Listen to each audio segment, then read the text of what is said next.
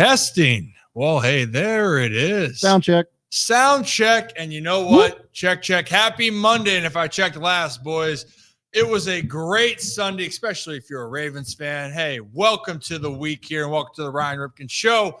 And look, it was a very entertaining NFL Sunday, especially for Baltimore that bounced back with a big victory and for the Commanders that got another division rival victory, and they're sitting at 7-2. We'll dive into those as much as the other drama around the NFL, which is looking like the Bears are a mess. There are some coach firings, including one of the head coaches now is gone, the Orioles Saints, Dennis Allen. Yep. We'll touch on all of that. We'll welcome Collins. We'll welcome Nick Moore of the Baltimore Ravens at 3 p.m. Eastern time.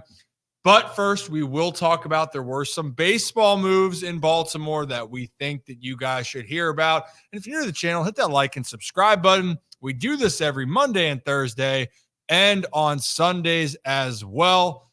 And guys, it always feels good when you have a Sunday where you're not stressing going into the fourth quarter, which has been rare for Baltimore, but it was a great sight to see nonetheless. And if you guys don't mind, as always, let us know where you're tuning in from. I can see a lot of people that are excited. They're feeling good. I'm seeing a great game. The Broncos fire sale might be underway. Hey, look, I think the Broncos got a bright future, but it was a rough go for them. And, yeah, that's all I got with that. Brad, how are you feeling? We've actually had quite a busy day. We can't tell everybody what we've done so far yet. Well, why not? Well, we got to wait. Maybe it'll be later in the show when I can pull up a clip for some people. Okay. That's fine. That's fair. Yeah. How about this? Ooh, Brad learned new shit. Whoa, Happy learned how to putt. What's up, man? No, it's today has just been. There's so many moments on this show where I'm like, I can't believe this is the life that I live. And today was just another one of those moments. All-timer interview that we had earlier today. Can't wait for you guys to find out who exactly we were chatting with this morning. Yeah, honestly, it was one of those where you sit back and you're like, damn, I can remember so many fond memories because of this person and the impact that they had. And that is something that we will just leave it as is. Yes. So let's talk about this for 1 second here. And I see some people are asking about some trade deadline. Yeah. We will talk. There's a good chance. I'm just looking at the group here. And we got Zach. We got a wild Zach, a wild Kevin in the building as well. Fellas, how we doing? Fantastic. How could you not be great? Ravens with a statement win. Yeah. It just feels like Lamar Jackson, MV3, Derrick Henry doing his thing. Got some spiciness across the league in the NFL. I mean, hashtag this league. Then you also got the Orioles making some moves. So jam-packed day, jam-packed Monday right before the trade deadline. Yeah, trade deadline is my favorite part of the year, personally. Outside like season, I love the moves that are made, and it's been eventful because I want people. This is at least my view on it. Trade deadline starts to me like it started with Devontae for me. Like we've seen Amari Cooper get moved, Deontay Johnson. Just because the deal doesn't happen on deadline day doesn't mean that we haven't already had a flurry of deadline deals here. Yeah. I mean, honestly, listen, go ahead. The GMs took the advice of, voting early, trade early. Yeah. Just get it done. Gives you more time with the guy. That's right. And the one thing, like baseball, we had just tomorrow's election day. Tomorrow's also the trade deadline. So just taking part. Go out there and make a trade or vote. Depending on how you do there. Ravens to trade for. Vote for who the Ravens should get the trade deadline. But differently to the MLB trade deadline, that we saw a flurry of moves. We don't know, Kevin, if we're going to see that necessarily this trade deadline because of what we talked about. I mean, look, Devontae Adams has been moved. DeAndre Hopkins was moved. Deontay Johnson was moved. It feels like there's just guys just flying off the shelves here, and maybe some teams now that are maybe going to be in sell mode. Maybe we'll see a couple moves as we get closer. But MLB definitely had those big flurry of moves. We'll see if that happens with the NFL, but it is an exciting time nonetheless. And maybe I see some comments of a couple people that we'd like to see Baltimore possibly go after. But in general, guys, tomorrow we might be doing something like virtual. If something happens, big move, stop traffic. Hopefully they do. Yeah, then we'll be having a conversation with it, and obviously Kevin will be Locked On Raven, covering it as well. Oh, yeah. Guys, let's cover a little baseball real quickly. Then we're diving deep into the football world of Week 9, and again, hit that like and subscribe button. So, since we're Baltimore based, let's talk a little Baltimore news here. Guys, there's been some reports on who the Orioles are picking up options for. Let's start with who they're picking up. Mm-hmm. Ryan O'Hearn. Yeah. CNL Perez. Sir Anthony Dominguez. Are 3 to name a few. Am I missing one? No, that was who those were the 3 guys so far that have been their club options exercised for 2025. Those are the 3. The one, then let's go to who they're not picking up, which is a little bit surprising because he was the best reliever in my opinion, that the Orioles had. He missed some time, though, with an elbow injury. And that was Danny Coulombe, his option not picked up by the Baltimore Orioles. Guys, that's a little bit of a head scratcher for me because it looked like he settled in. I know he's getting a little bit older. He's had arm issues in back-to-back years. Unless they're going out to get some other high-leverage guys, you're giving up one of your most premier high leverage relievers in Danny. So it is a shock there to see him walk away, Zach. Yeah, I think, and like you said, Danny Coulombe over the past, especially last season, when you had all of the troubles with the closer role, you were searching for what felt like the entire year for that reliable guy to come out of the bullpen. When healthy, Danny Coulombe was just that. And for $4 million option, it seemed like to a lot of people, it was a no-brainer to bring back Danny C. But Orioles decided not to. We'll see. Maybe it's something where they're going to try to get him back for cheaper. Do they try to get a long-term deal worked out? Or is this something with, he had another procedure on his elbow during the season. You brought up the injury stuff. Is it something that maybe the Orioles, is this simply they know more than us? They're not as comfortable with where his elbow is than we thought. So head scratcher with the information we know right now, but kind of sucks because I was so excited about Ryan O'Hearn getting his option picked up officially. Yes. And that was such a high. And then it was like, okay. And then it was like Danny Coulombe declined. And I was like, wait, what? I was that? Yeah, I don't like that. It's, for some reason I thought about if you swipe a credit card or anything on the machine, it goes, sorry, your card's been declined. And then you have that pause, like, really? That happened? Did I forget to pay a bill? Maybe. But in this case, you're sitting there going, well, wait a minute. Why wouldn't you want Danny? And again, going to his numbers the last 2 seasons, this is the reason why he's a guy that you just have been able to depend on. And in 2023, it was a breakout year for him. Had a 2.81 ERA for Baltimore. And this year, yes, he was injured, but a 2.12. He was a guy every moment that they needed him. They had him come up in a big situation. I don't think it's a surprise on the other side that Dominguez is coming back. Sir Anthony makes sense. CNL Perez is their baby, Kev. Just like you're the baby of our group, even though Zach's younger.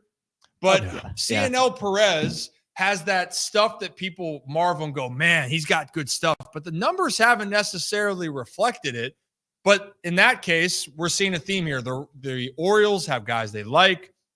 He has pure stuff. But once again, Perez was up and down. And I think that this is going to be a question mark here for Baltimore moving forward. I don't know if you want to touch on any of the pitchers or you just want to talk about Ryan O'Hearn, Mr. Bro Hearn. Well, yeah. Oh, I can't live up to the Bro Hearn. That's Ryan O'Hearn's thing. But I guess Bro Striker is what I'll coin my phrase. God. There we go.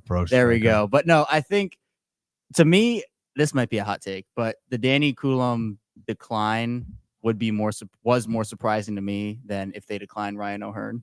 Yeah. To me, at least. No, I would agree. Because, he was one of the best guys in the league last season. Obviously, you mentioned the health stuff, right? You got to factor that in. But I have to imagine this is they know something that we don't. Have like to.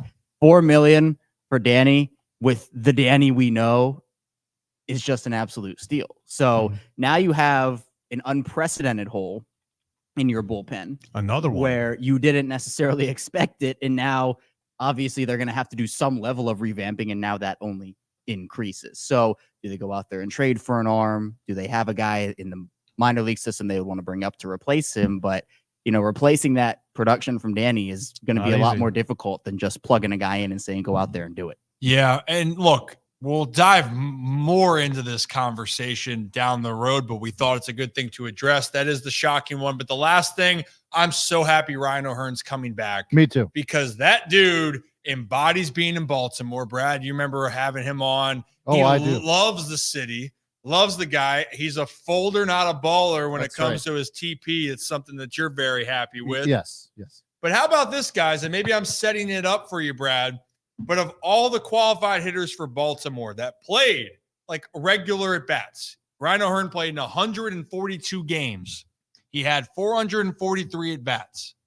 The Orioles, we know, struck out a lot. Gunnar, 159. Santander, 129. Colton Cowser, 172. How many strikeouts did you think Ryan O'Hearn had? Over or under 70 punch-outs? Oh, How about that? I guess he had under. Bingo. What's the number right below 70? Oh, nice. 69. 69 But for hey, Ryan O'Hearn. And a baby O'Hearn. Nice. I would venture to say 43 of those were from lefties.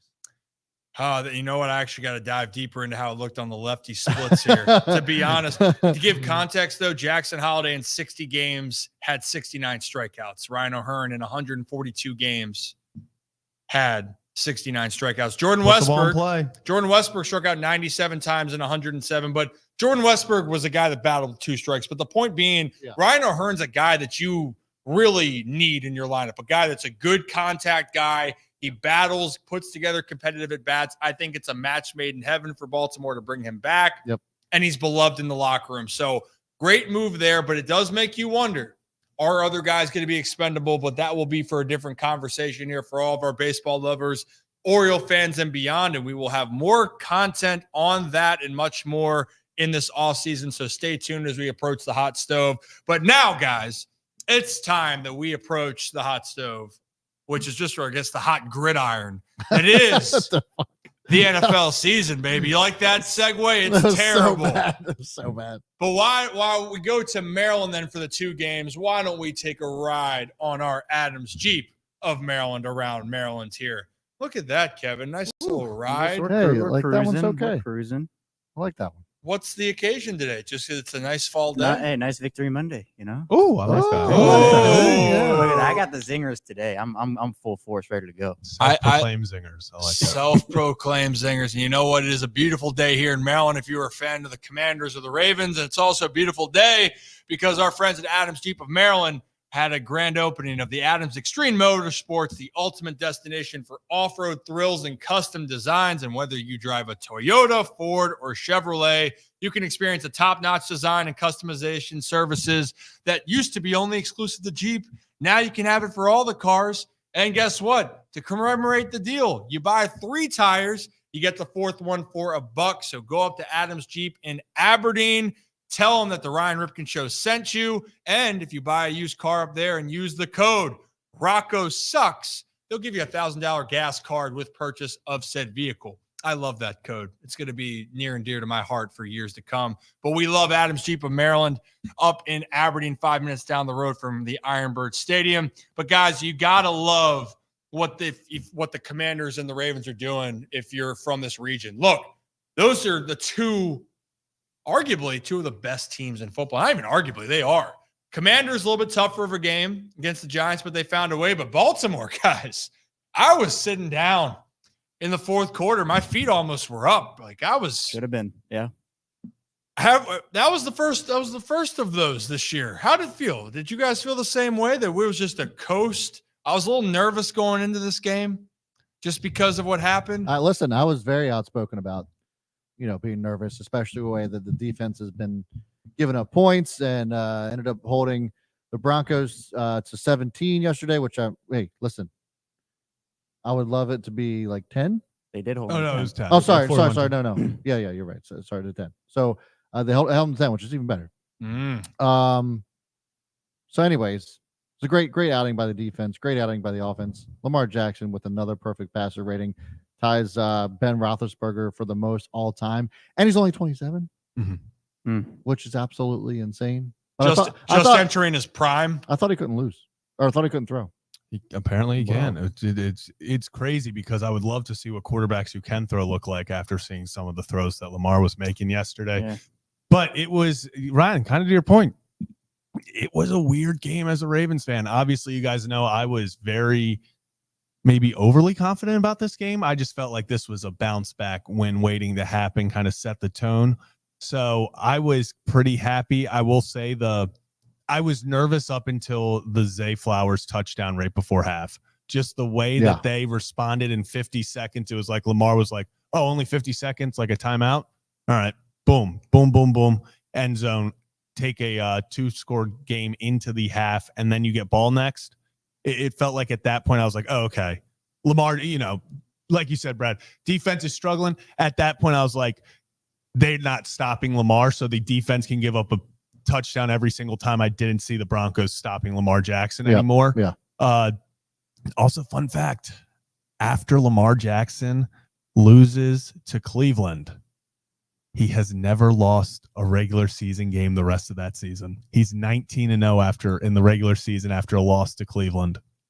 That's absolutely insane. Remember stat. 2019 they lost to I do Cleveland remember. to go 2-2. Well, they got their asses whooped by Cleveland. Yeah. Mhm. Sometimes it's just something about losing to Cleveland wakes Lamar Jackson the F up. Oh, and he did. Oh my Mhm. goodness. And once again, for Lamar, he was 16-19 for 280 yards and 3 tutties, which, by the way, there's no reason to debate this. He's our Stuggies dog of the week right there, because how can you not be when you go out there and continue to just show the whole world that you are the best quarterback on the planet right now? He is unbelievable in so many different ways, extending plays, making things happen.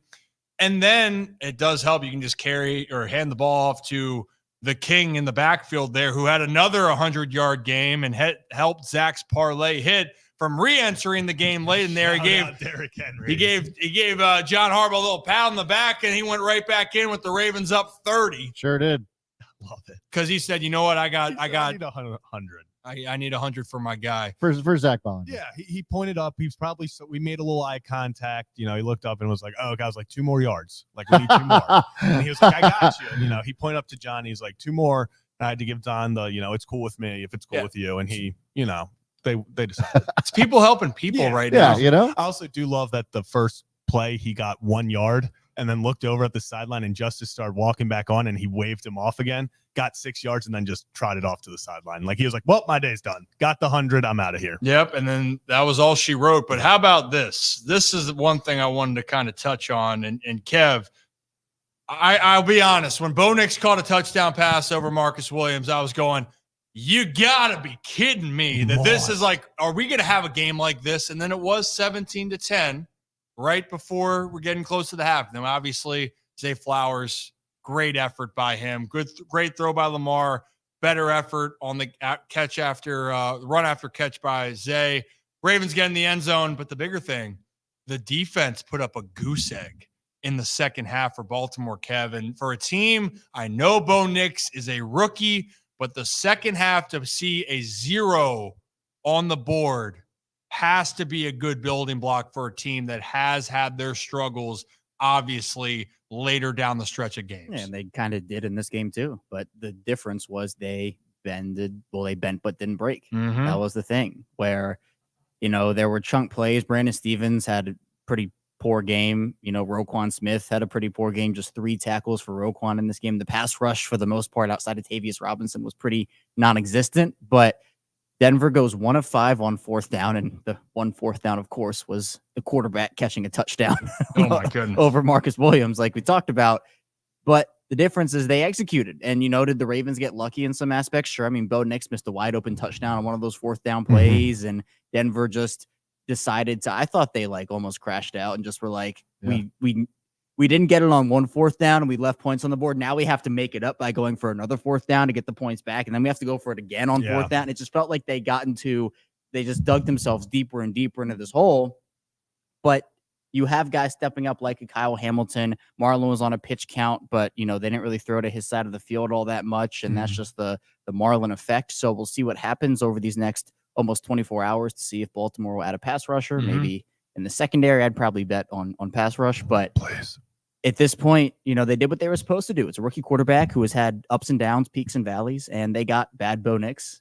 on Sunday, and they made him pay for being Bad Bo Nix on Sunday. Oh, for sure. I mean, look, Bo's going to be fine. I do like what he's doing. I do think that they don't have enough weapons. One thing that if you were in the betting space here, Cortland Sutton getting over 49.5 yards should have been like the lock if we did best bets, just because it felt like they were going to be behind and they're going to have to throw. But outside of Cortland Sutton on the offensive side, receiving wise, he's their biggest threat. So they really didn't have the weapons there. But for Baltimore, you did what you had to do. You took care of business. You blew them out. And congrats to Derrick Henry, by the way. 100th rushing touchdown, another 100-yard game. He's now over 1,000 yards now on the ground through 9. And he's joined an elite company to have over 10 touchdowns and 1,000 yards through 9 NFL games. The Kings on fire. The Ravens are on fire. And it kind of leads into this discussion then real quickly. Look, Pat McAfee had Bill Belichick on to talk about the Ravens here, and he made it very clear in the games that the Ravens have lost, it has felt that it not necessarily was that the team was better than the Ravens, but the Ravens might have beaten themselves. So let's play that clip for you. Derrick Henry gets signed to the Baltimore Ravens, though. That commissioner should have stepped in and said, this is too good of a marriage, too perfect of a fit. How do you feel about this Baltimore Ravens team, and how do you feel about Derrick Henry joining that offense and seemingly being the piece that unlocks Lamar Jackson's greatness? His QBR, his pass percentage, everything they're doing offensively is the greatest they've ever done there. And Derrick Henry, we think, obviously is a massive piece. Why? How do you feel about the King and his return to form, and also the Baltimore Ravens going forward, Coach? I think the Ravens are really, really good. I honestly don't think they've lost a game this year. The games they've lost, I think they, kind of, I don't say gave away, but they lost them more than somebody else won them. And I think the biggest phone for the Ravens is the Ravens. If they can just, do the things that they do well and do them consistently, they'll be great. But they've had some certainly a lot of trouble on defense, through the course of the season, particularly in the passing game. They've had some turnovers where they, drop the ball and kick it around and lose it. And, it's just stuff like that. Just mistakes that they shouldn't make. It's not caused by the other team. It's really caused by them. And so if they can just clean that up, they're going to be really hard to beat. Offensively, I've been saying all year, they're very, very hard to defend. They're so powerful with their running game, their offensive line.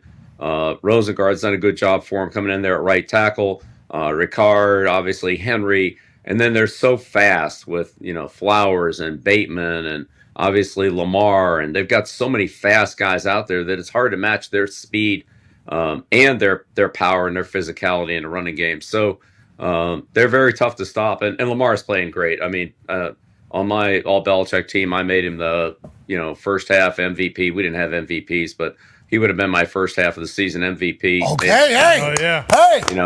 His leadership's been great. He's been a great playmaker. I mean, without them, I don't think they're nearly the same team as they are with them, but he's having a fantastic season and taking much better care of the ball. And really, I think, has stepped up his leadership this year to a very high level.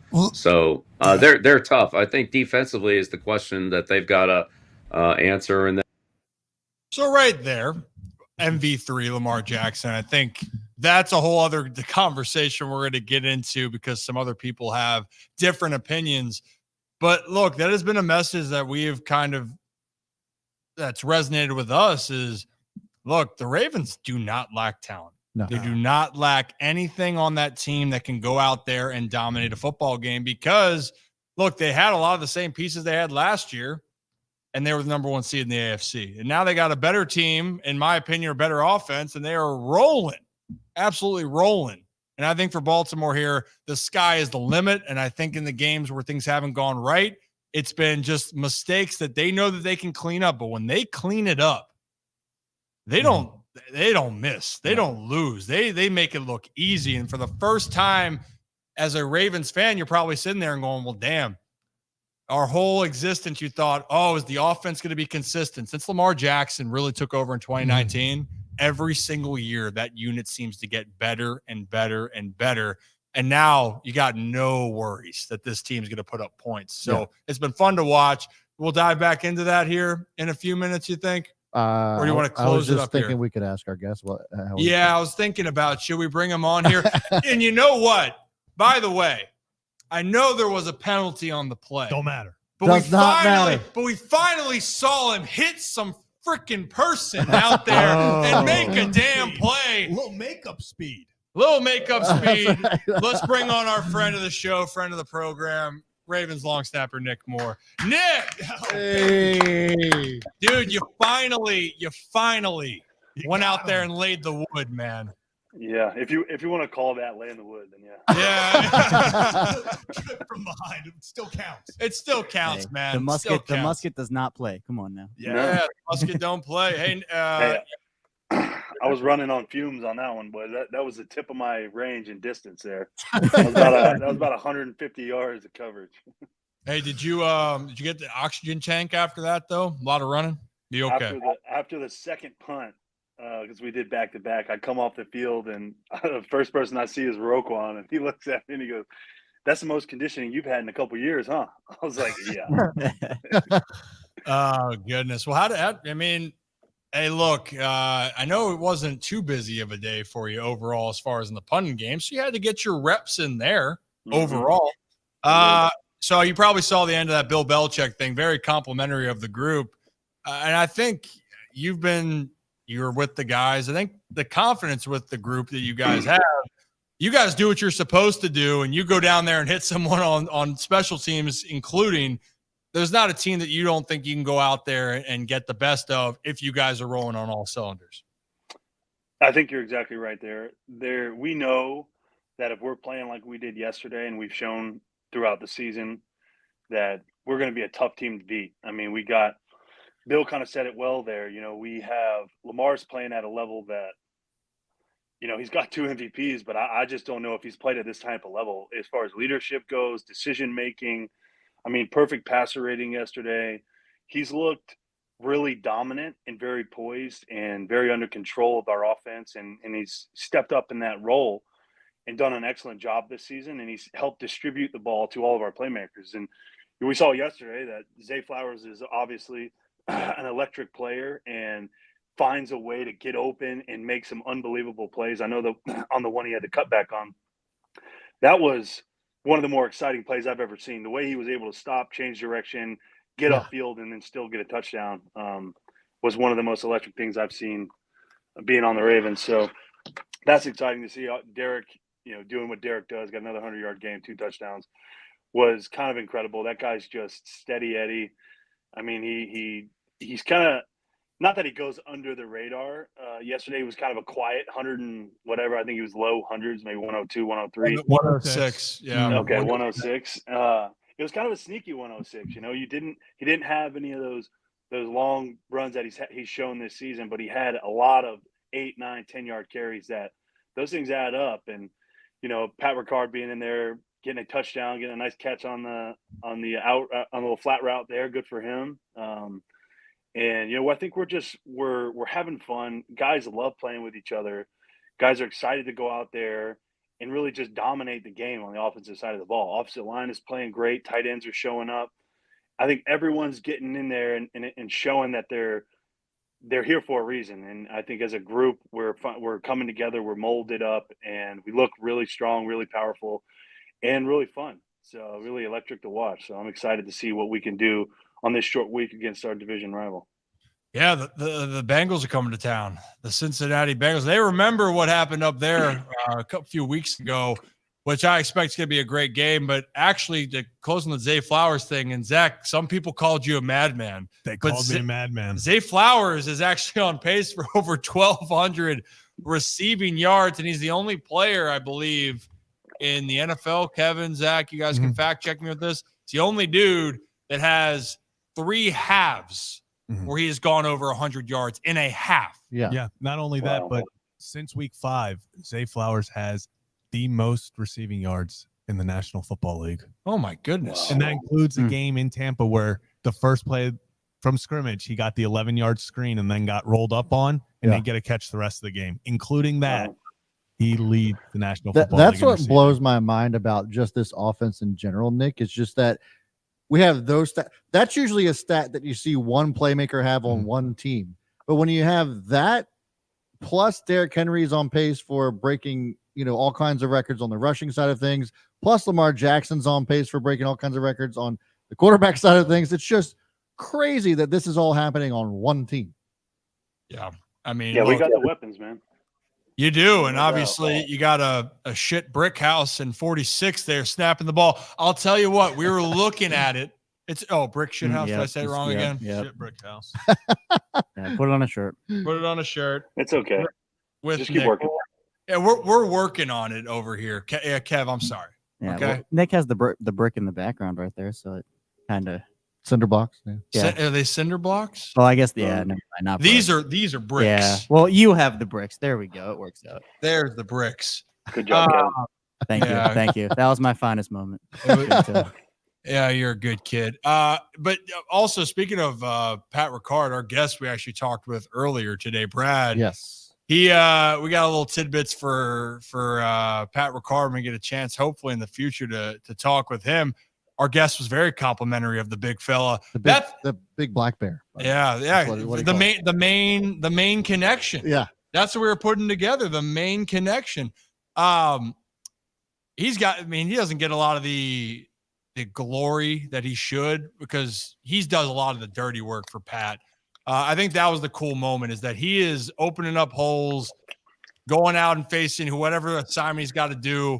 But the dude's got some hands. I think he did drop a pass the other week, though, right? Was that the Buccaneers game? Yeah, that's all right. Or the other one? But I heard he was ready to get back on track. I think he made up for that. That was incredible. I think he's done it.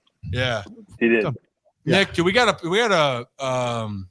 a special play lined up where you catch a go route or something, or is it like a fake punt or something? When are we going to hear 46 eligible?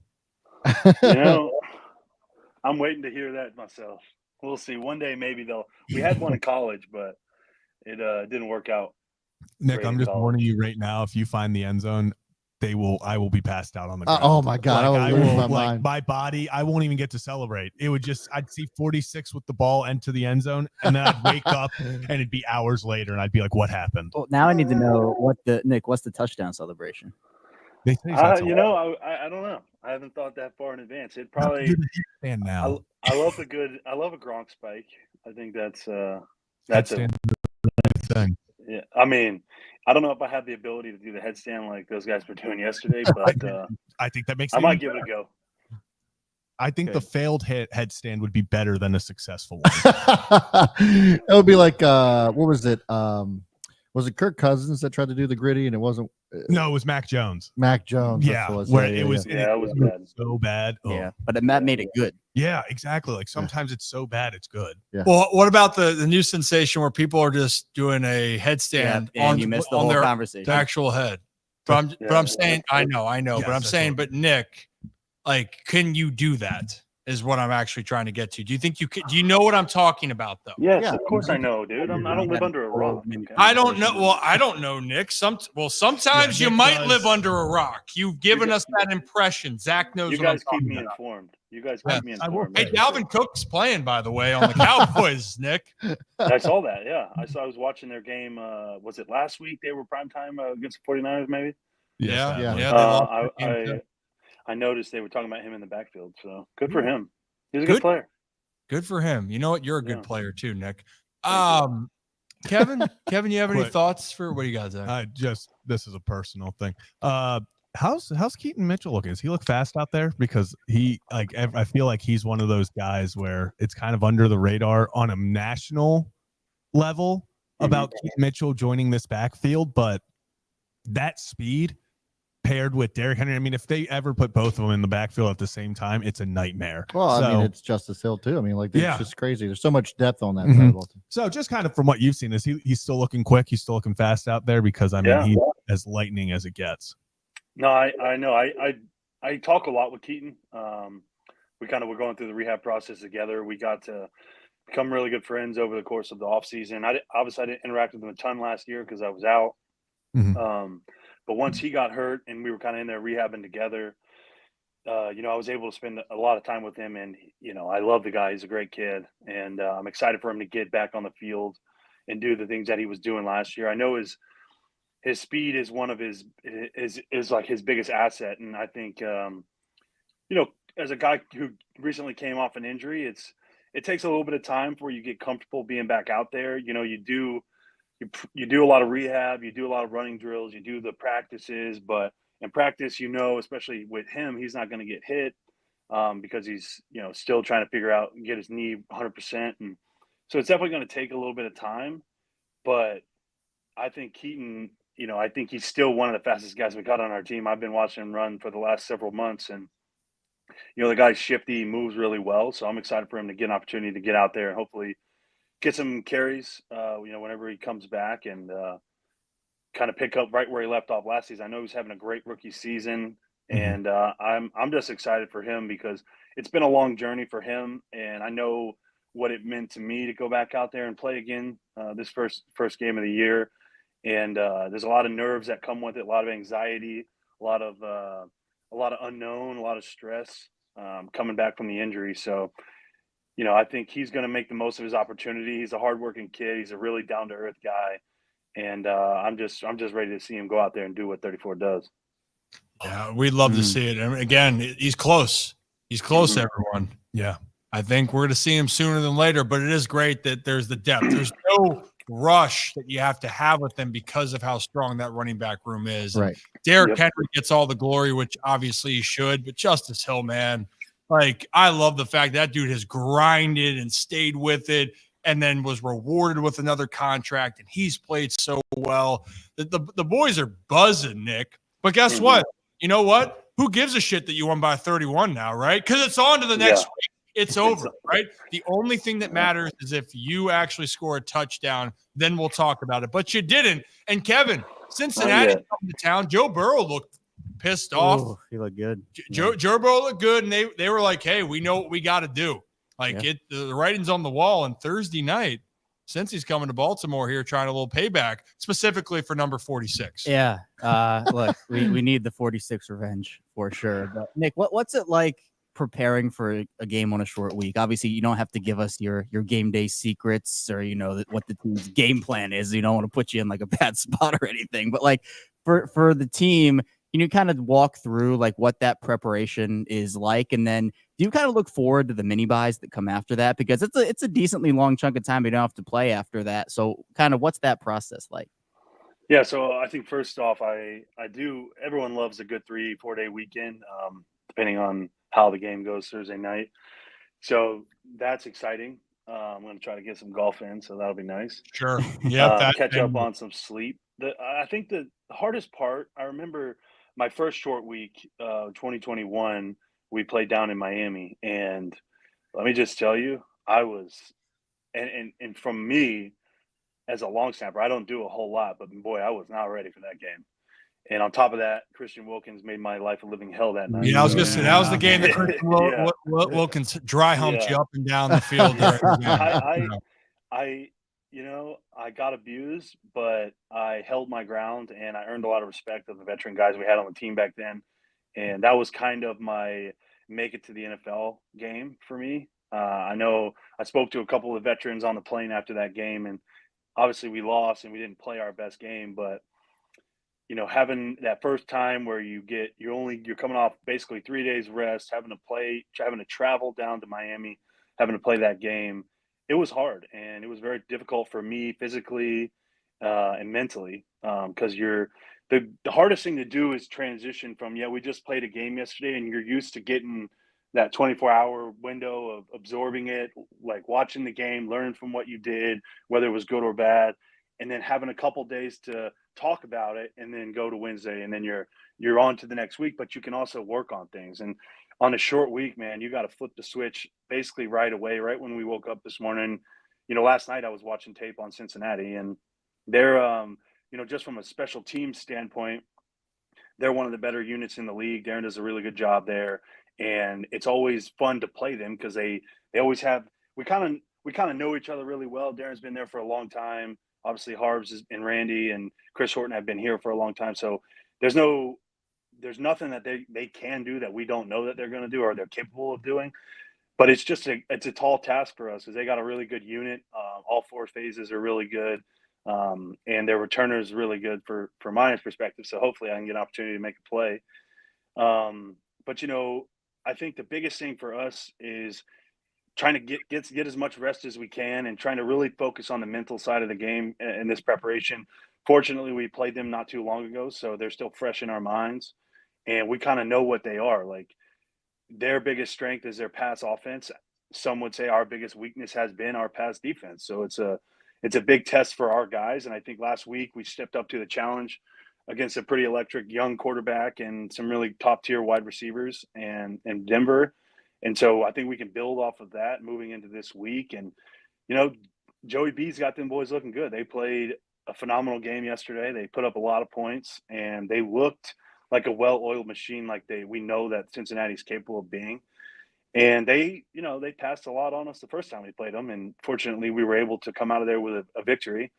And so I think we're going to look to kind of mitigate some of that, try to, contain Chase and T. Higgins and really lock down Joe Burrow with our pass rush and our front seven guys. So I'm excited for our defense. I think it's a great challenge for them. It's a great opportunity for them to kind of hush these naysayers up, if you will, because people have been talking smack on our pass defense for a couple weeks now, and I think they're going to step up to the challenge and get ready to roll for that. And we got a walkthrough today. We'll do a little bit of a practice type thing tomorrow, and then another walkthrough on Wednesday, and get our final touches in there, ready to go Thursday night. We'll be hitting it on all cylinders. Harv said it last night after the game, short weeks are hard, especially for the young guys. And I think the quicker we can move on to Cincinnati and get our focus there, we'll be ready to rock on Thursday night, coming off a pretty big win and got a lot of momentum as a team. So we're going to utilize that and get out there and get after these guys.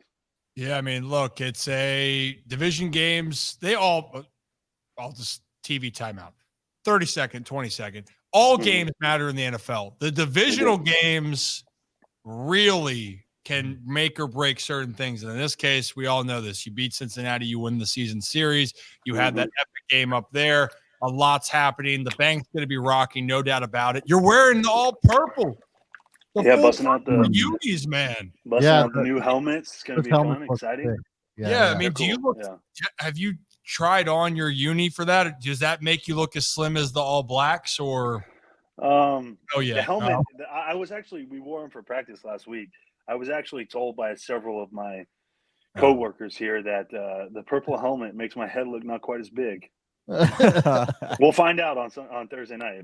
I don't know if I believe it, but so yeah, your coworkers, I guess, when you make it that way, it sounds like they're going to be not nice. Your friends will tell you otherwise. Here, we still are waiting for it, Nick. I still need the all black here. Oh, I know. Yeah, you're gonna have to wait at the end of the season, so I don't have to pay for it. Yeah, that's fine. That's fine. You know what? We can make some things happen here. We can open up the Ryan Ripken Show budget if we have to for this situation. The other part I was going to say, and obviously Joe Burrow is playing with a lot of confidence, and he comes from really the SEC powerhouse, the one true LSU, the top team, in my opinion, in college football. I know they Nick, were when he was there. I'm sure. Yeah, they were. And honestly, I still think they probably are the pinnacle program, some would say. Some say Georgia got lucky against Florida. Georgia, listen, they'd get lucky against Florida. They've overcome a lot of turnovers over the last. I was looking at a stat. It said Carson Beck has had 2 or more interceptions in the last 4 games, I think.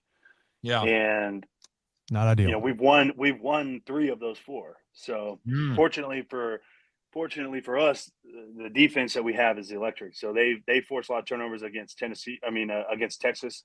And they were able to combat some of the offensive turnovers that we had. But, yeah, we can't keep making those kind of mistakes because eventually it's going to catch up to you. And we got a big game this week in Oxford against old Piss, as they call him. And man,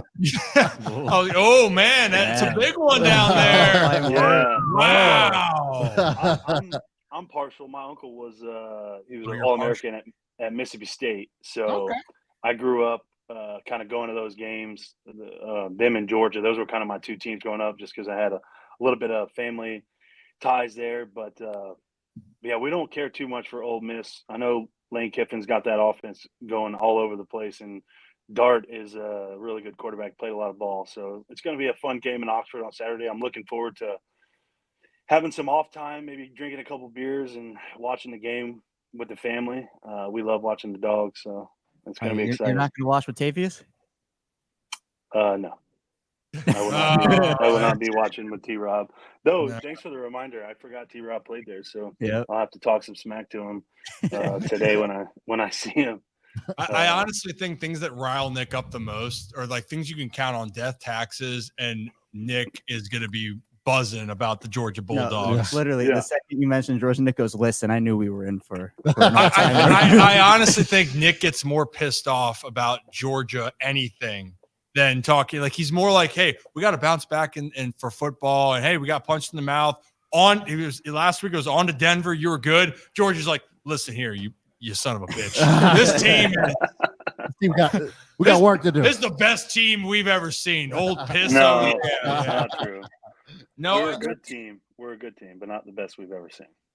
We can get there. We got the talent to get there. We got some great players. Georgia now, we're talking about the Ravens. Both. We're both there. But we're a pretty good team in Baltimore. We're a pretty great team. I think they're pretty good in Baltimore too. They're okay. Hey, before we let you go to practice here. Also, by the way, I got to clip up the stuff with you and Tyler. That was good. Yeah, that was good, huh? It was good stuff. And now we got to get T-Dog back. We got an idea of this, and actually, some people are wondering here. We have I think I saw this comment. Flock is officially on Nick Moore cranium size watch on Thursday. Kevin, check me out. All right. Let me know if you think my head's bigger or smaller than purple. Yep. Well, we need to compare the purple helmet to my toucan head and see. Oh wow. Yeah, that's true. It's going to be close. It's going to be very close. All right. I got a big head. Okay. It's part of it. We know. We know. Hey Nick, I was trying to think. Because our guest we talked to earlier today, before I let you go, first car you ever had? First car I ever drove or first car I ever bought? Ever bought. 2003 black convertible GT Mustang. Oh, there's a theme here. There's a theme here and a legendary theme. So you're actually connected with a legend here, Nick. You are a legend here. His first, and you know who he is, but his first car was a 1966 Mustang. That's what I want. And then he ended up buying another like 79 Mustang. But anyways, yeah, he was a Mustang guy too. Yeah. We didn't ask him then. I was thinking, what would get him fired up for a game? Nick, last thing? What's on the Nick Moore playlist? If we're gonna make a playlist, Ryan Ripken Show Nick Moore playlist, what's one song? Met Jimmy in person, by the way. Yeah, Jimmy Charles. Oh, Jimmy Charles. Yeah, that's my guy. Yeah, he's a legend. Yeah, he was at the game. Yeah, he was rocking in the Bud Light section down there in the Bud Light. Yeah, he was having a good time. He's a good time, man. I like that guy a lot, and he's a diehard man. He loves the Ravens. He's always texting me about the Ravens every game, pre and post. Man, my man loves some Flock now. All right, he's a big fan. Playlist before the game. Let me think. I think each week we need like a Nick Moore song. Yeah, you know. So it changes. I have a routine. Like I stretch with one of our strength coaches about 20 minutes before I go onto the field, and I have a set 2 songs that I listen to help calm me down. And they are not hype up songs. They're I want to hear the calm down songs. They're nice. Let me make sure I get the name of the first one right. Hold on. I'll be right back. I gotta pull it up. You'll be right back. Yeah, BRB. Hold on. I listened. Okay, that's what I thought. All right. So I just had to make sure I was accurate here. So I listened to 2 Christian worship songs right before I go out for warm-ups. The first one's called Relentless Love, and that's by the Worship Initiative, Shane and Shane. And then I listened to Oceans by Hillsong United. And that never changes. I'll never alter that routine. I've been doing that since college. It just like calms me down. There's a lot of stuff going on pregame. You know, you're worried about all kinds of stuff. And when I'm stretching, I basically just lay on the ground, and our guy, Anthony, he stretches me out and stretches out my legs and stuff. And I'm able to just kind of lay there, relax, meditate a little bit, if you will, kind of think about what's coming in the game, and give myself, 5-10 minutes of just kind of downtime, if you will. And so that's what I do every game. And then on the way to the stadium, like yesterday, I was feeling a little spicy, so I was listening to some rap music. I've been on Roquan actually got me on this guy Dermont Kennedy. This is not a rap artist. He's more of like it's more of like an alternative, kind of gets you in your feels a little bit. So it's nice, peaceful in the morning. And then when I got on 695 yesterday, I cranked it up a little bit. I like MGK. Had a little DJ Khaled on yesterday. Oh, there you go. Oh, Let's no go. wonder he made Yeah, it just we the depends. best. Yeah. Yeah, sometimes I like against Kansas City. I remember I was listening to some like rock music on the bus on the way in. It really just depends on where I'm at. You know, if I feel calm, like against Kansas City, I was anxious because I hadn't. It was my first game back, so I was a little anxious, maybe a little nervous, excited. So I was trying to keep the vibes up. But lately, I've been very calm and I felt very confident going into these games. So I try to match the vibes of the music with the vibes that I'm feeling in the day. So I love that. We're gonna have a vibe check with Nick Moore each week. That's what we're gonna add into, and then Kevin's gonna also tell you what his vibes are each week as he gets ready for his songs. I'll just start sending my songs. I know a lot of guys use the music to kind of get them going. I'm a big believer that you find that stuff within you. So I try not to let the external stuff kind of. So you don't let the bodies hit the floor, like the bodies hit. I do love that. I do love that song. There is definitely a time and a place for it. But most of the times is going to be when I'm going for a max back squat or something in the weight room and I need a little extra juice. But for me in the game, I think the biggest thing for my position is just staying calm and just relaxing, because being confident, and I try to match that up every week. Good. We want a confident, not arrogant, confident. Gotta be poised. Gotta be poised all the time. There you go. Gotta be ready to fire that musket when needed. You do. You got it. Or some would say you got to get it right and get it tight. That's what Bubba Sparks used to tell me. I feel like it's got to be different depending on what position you play, right? Because it makes sense what you're saying because of what you have to do every day. Yeah. But I'm like a row who has to go out and hit people. Like Brent Urban with the smelling salt. Like, we don't need Nick Moore about to snap a ball. Yeah. We don't need that. We need Nick under control, man. Don't snap it over. Snap it over Scout's head. There's definitely position specific vibes that you need. And you're right, Roquan. Those guys in the trenches, Trav and Brody and Irv and Mike Pierce. And, I think Kyle Van Noy kind of fits my vibe. He's a very calm, cool, collected guy. And he's always focused, but he's like, and serious, but he's not like Rowe looks like he's about to just run somebody, like he's about to just run through a wall or something like all the time, especially on game day. He's always talking about hit a motherfucker in the mouth. So, you gotta have a little something extra for that. You know what I mean? So, oh my God. Yeah. It's that linebacker thing. Ray Lewis or Marshawn Lynch was talking about something real Deshaun Jackson saying they could hear Ray yelling at him as they're running after him. And they're like, damn, like don't end my career right now. But Nick, you have the right idea. You're a good kid. We're proud of you. You're on your way to being a Pro Bowler here in 2024. So everyone else, remember, we're starting the Pro Bowl campaign. It already started. It's coming soon, boys. It's coming soon. The voting's going to be coming soon. You got to vote early. Yeah, you got to vote early. Hey, that's what you got to do. Vote. We want you to vote. Nick Moore to the Pro Bowl here in 2024. I need your help. We need you know what we're gonna get? We're gonna make a commercial for Nick. Yeah. And that's all we're gonna be. We'll have Nick start the long snapper day, just like the tight ends. Yes. Long snapper you. Yeah. Yes. We do. We need the unsung heroes, man. That's what we need for the team. Well, Nick, we'll let you do your thing. Good luck. Relax. We'll bother you later. You're a good kid. Thanks for coming on today, too, man. Yeah, of course. No problem. Unfortunately, Thursday I'll be a little preoccupied, but you guys will hold it down, I'm sure. Are you not? You're busy Thursday? Yeah. Wow. Some would say I'm going to be at work. I'll be in the office with his coworkers.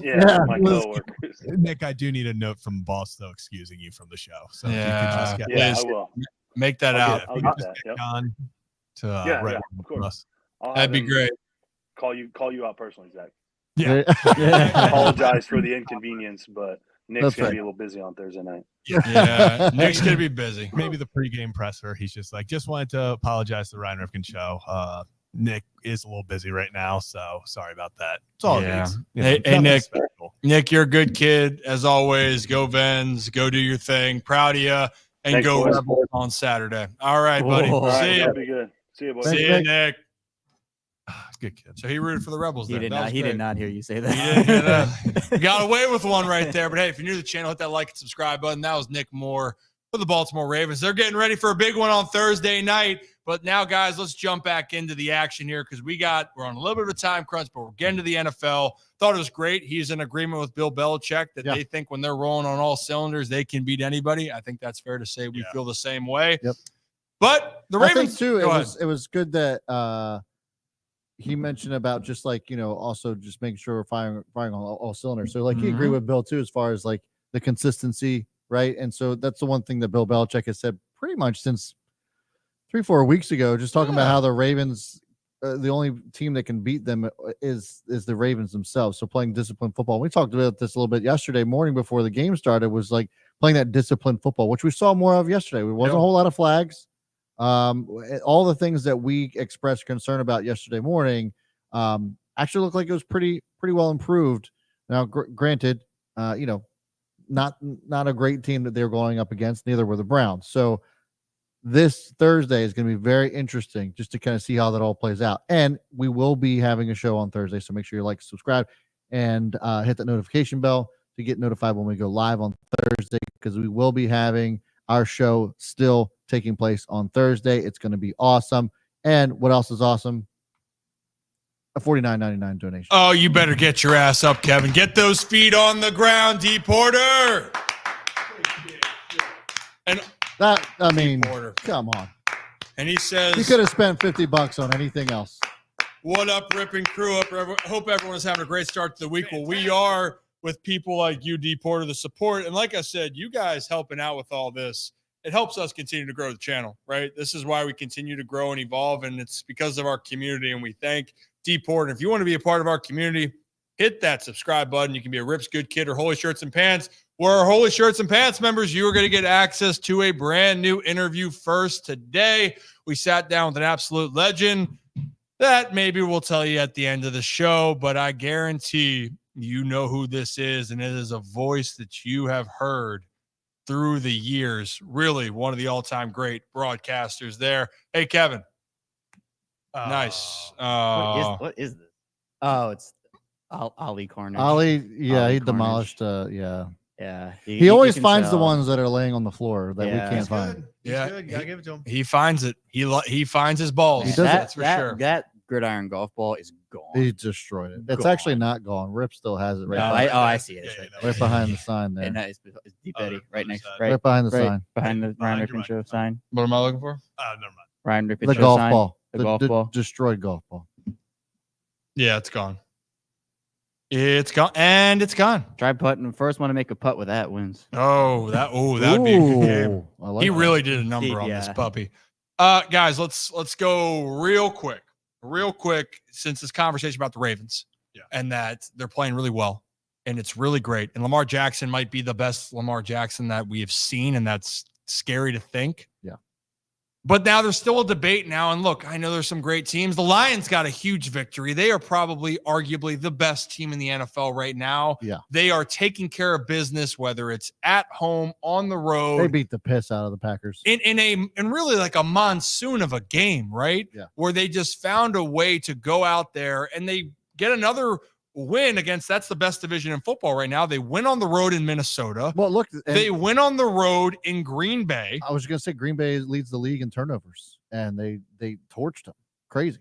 Yep. And also then in this case, they are right now on the front lines of being the top seed in the NFC. A lot of football left, but because they're so far up there, it has some people thinking that the quarterback for the team, Jared Goff, should deserve more MVP consideration, which I agree with, but I don't agree with that he is the actual MVP. And Stephen A. Smith, well, he thinks that the season were to end today, that it's no debate that Jared Goff actually deserves it more than Lamar Jackson. So take a listen. 7-1 Lions off to their best 8-game start since 1956. That's number one.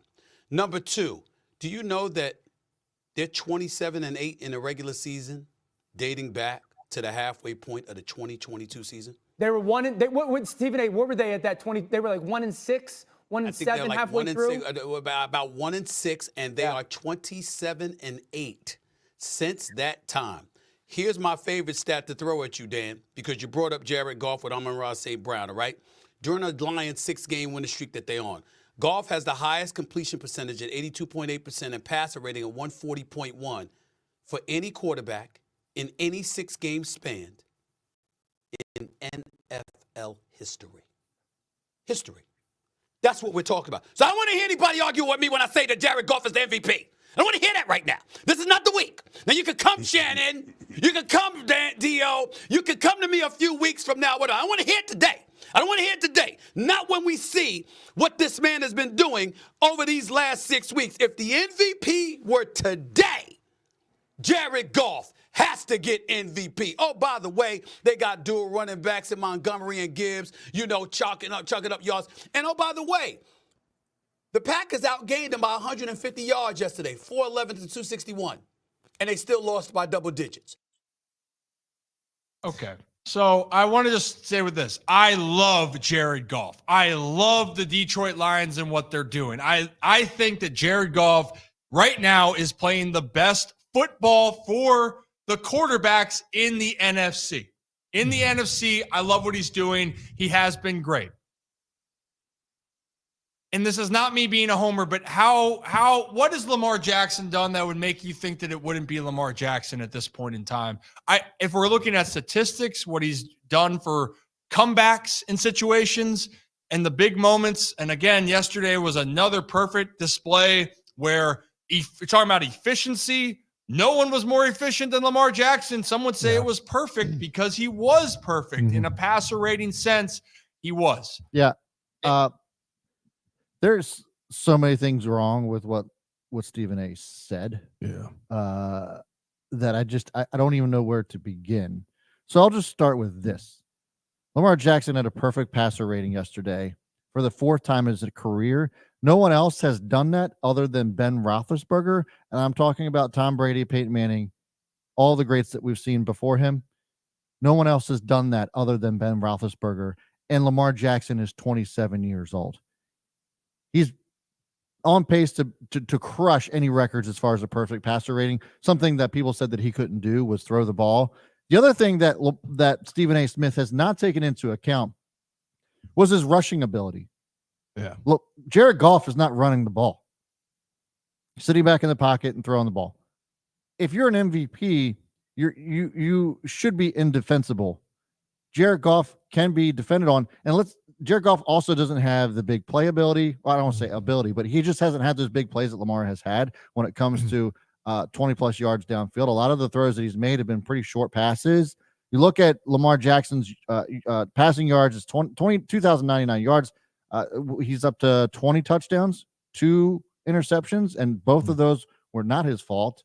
67% completion percentage. Then comes the rushing. 81 rushes for 501 yards. He's averaging 6.2 yards a carry. There's just and he's got 2 rushing touchdowns as well. There's just nobody that's doing what Lamar Jackson is doing. He's playing better this year than he did last year, and he won the MVP then. So there's nothing to me that is going to convince me otherwise that Lamar Jackson should not be the MVP even going into week 9. So one thing I wanted to point with that, by the way, Zach, the Detroit Lions, he mentioned that the Packers, they won by double digits. Where the game changed was Jared Goff didn't make a mistake. Right. Jordan Love threw a very, very costly pick 6 right before the half. Yeah.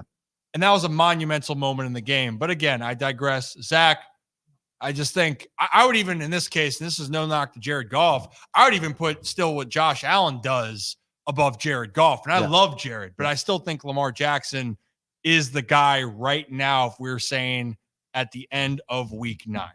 Yeah, and the thing is, the Lions, if you want to talk about the best teams, I think the Lions, without a doubt, right now are playing some of, if not the best football in the National Football League. But does that mean Jared Goff is the MVP? No, it doesn't. Jared Goff, this past yesterday, 18 of 22 for 145 yards and 1 touchdown. Okay. You're thinking, okay, only threw the ball 22 times. Lamar Jackson, we saw go 16 for 19 for 280 and 3 touchdowns. The week before, against a bad Tennessee team, Jared Goff was 12 for 15 for 85 yards. The man didn't even hit triple digits. Did he have to? No, but that doesn't make you the MVP. It doesn't make you the MVP. I'm going to pull this up real quick. I'm going to share my screen. If you want to compare the two for this year, Lamar Jackson and Jared Goff, games played, Lamar has the 1 extra. Quarterback record goes to Jared Goff. Completion percentage goes to Goff. Every other statistic goes in favor of Lamar Jackson. So it's hard for me by a lot too. Yes. So it's hard for me to sit here, and I understand if we're talking about the full team. He's got 500 more passing yards. What Jared Goff is doing for Detroit is exactly what Detroit needs. He's leading them to where they need to go. He's doing everything he needs to do, but that doesn't make him the MVP. He's the most valuable game manager right now. That's he's what literally Brock Purdy was last year. Yeah. I will say with this case, by the way, Jared Goff's had some stones, and Kev, he has made big plays. The Vikings, when they needed him, drove down the field. He's done well against the blitz. Jared Goff has done everything you want him to do. And this, again, if the Lions continue to win and say Baltimore doesn't win games, Lamar and Josh Allen will be in that same conversation of, well, they'll put up video game numbers, but then the team will elevate. And therefore, I think Jared Goff will have a realistic shot to win the MVP, right? But right now, if we're at the point of this, it just, to me, what Lamar and Josh are doing for those cases. And also, if we're looking at teams, Detroit's defense has been the best of the 3 teams. I was just by far. Was just about to say that. And we were talking about the record since Jared Goff came in. I'll say this too, and this isn't to take anything away from Jared Goff, but the Lions, the team, have bought into Campbell's persona. Like the team, he bleeds. The team bleeds his personality. I'm giving more credit to Dan Campbell than I am to Jared Goff for the turnaround and the record that they've had since he came into the organization. Yeah, they didn't start off great, but then he brought in personnel. I'm not saying that Jared Goff isn't bad. I'm just saying he's not the MVP, and I think that. It just doesn't make any sense to me how you can even make anywhere close to the argument. And that, to your point too, like I think Josh Allen would be the closer comparison. Joe Burrow, right? So that and the thing, this is the other part though. It's last year Lamar, and the time where he was the front runner, his numbers might have not been up there yet, but the Ravens were winning. Yeah. Jared Goff, there is something to be said if you win games. And for me, Jared Goff is in a position where they are winning games for their team consistently. The defense is winning. But this is the thing.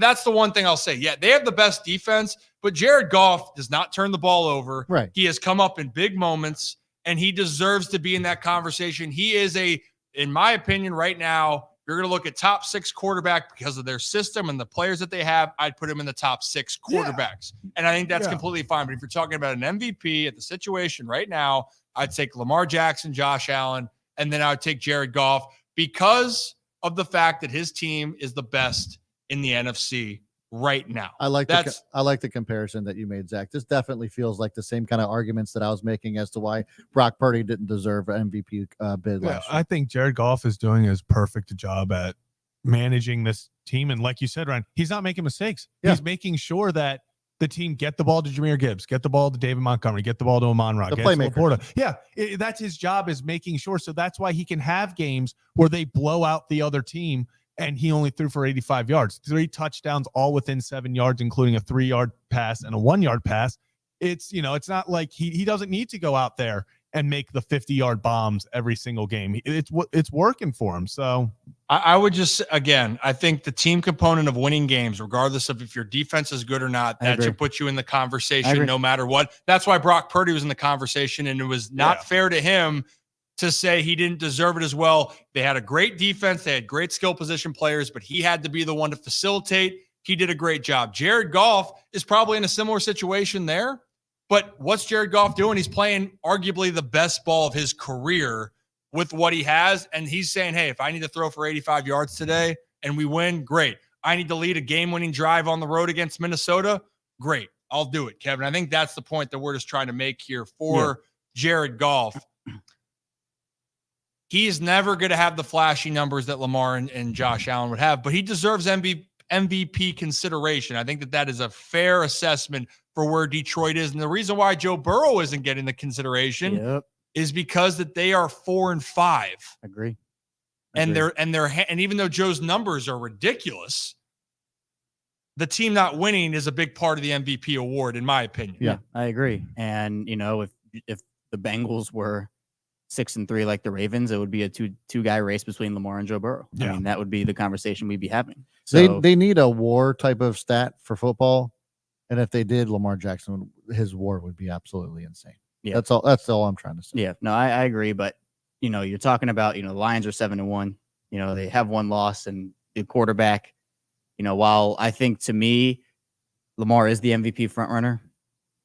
You look at the record, and since the Lions are 7-1 and the Ravens are 6-3, that's where the argument comes from. But I don't think the drop off between 7-1 and 6-3 is enough to put Jared Goff over Lamar based off of what we've seen. With Joe Burrow, it's real because 4-5 is like, yeah, you're losing games and like you're not going to be involved in that conversation. But the only way that I can see people putting Jared Goff over Lamar is because of the record. But a difference of 1 win, 2 losses is not going to move me to put the guy who doesn't have the numbers over the guy that does. And, Zach read out some of those stats. If Lamar had, 140 passing yards, he would be ran into the ground by the media the next day. Yards. Yeah. And I think, did he get injured in that? I think he got injured in that game and he had to play hobbled. But regardless, if Lamar had that type of stat line, we've seen what happens where he gets just buried, and we don't see that same energy. And here's another thing to go with Joe Burrow, by the way. Joe Burrow has 20 touchdown passes to 4 interceptions this year. He's got a QBR that's just a point below Lamar's as far as QBR rating. But the fact of the matter is they lost a heartbreaker. And yes, the defense wasn't as good, but they lost a heartbreaker to the Commanders. They lost at home to the Eagles. Yes, they didn't have T. Higgins. But again, whether people like it or not, if the team plays well, the quarterback's going to get success with it. Joe Burrow, number-wise, has been phenomenal. Jared Goff, the team is winning. His numbers are very good, but he's excelled higher because the Lions are at a place that they've never been before, which again, all for the Lions. I love them. That's a team I'm rooting for in the NFC. I love the Niners too. I love their style. I love the story. Sam Darnold, it's great, but Sam Darnold's fallen off because why? They started losing games to Jared Goff, and then they lost to the Rams. So I digress. We could talk about it for days here, for days, years, months. But guys, I gotta get into something here, and this is gonna go around the NFL because I'll tell you talk about good systems, Brad. We talked about good organizations and whatnot. Where am I going with this, Zach? Where am I going with talking about with organizations? Probably one of the least well-run organizations we've ever seen. I mean, talk about have you ever seen an organization make this many poor decisions in a row? It's incredible. Well, take your pick. How many teams this season only have two wins? Gosh, there's 8. Yeah. Right now, crazy. So right now, in this case, the Saints just fired their coach, Dennis Allen. Yeah. Again. After they started 2-0. Yep. They lost 7 straight, including a brutal loss to the Carolina Panthers, a team that they blew out in week 1. Yeah. He's gone. The reason I'm bringing up that name right now is because his record is pretty identical to a coach in Chicago who they stayed.